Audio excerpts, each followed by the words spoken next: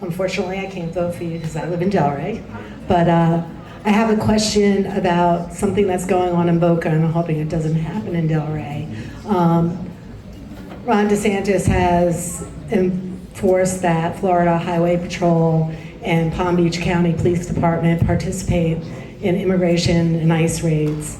And it's my understanding that Boca Raton's police department is participating now.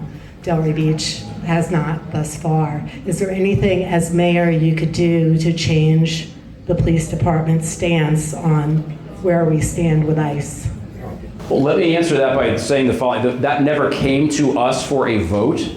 Like the city council never took a position on whether we should allow that kind of help to be provided to the ICE proceedings and their enforcement actions.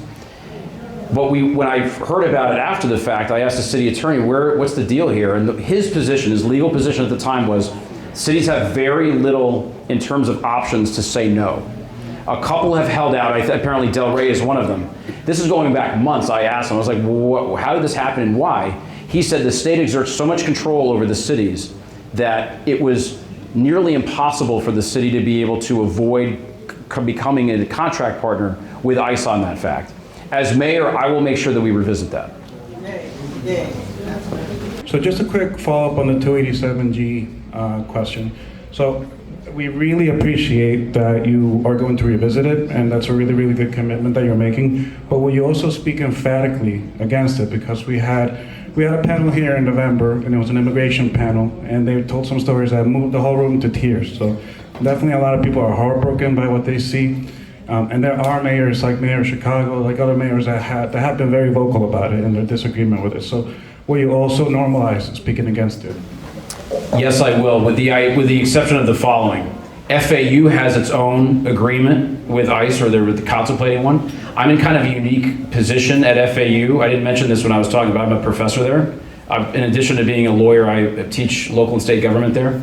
So it puts me in an awkward spot to be taking stances against the leadership at the school.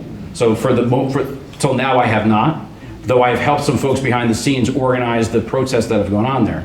But yes, I can happily, you were saying normalize speaking out against that? Yes, absolutely. Like I happened to be at the September 5th protest, again, that they organized, and it was against ICE. And the number of law enforcement officers there was honestly, it was not reasonable. It was such a huge amount of police officers that it can only be interpreted as an attempt to try and silence the students and curb their speech.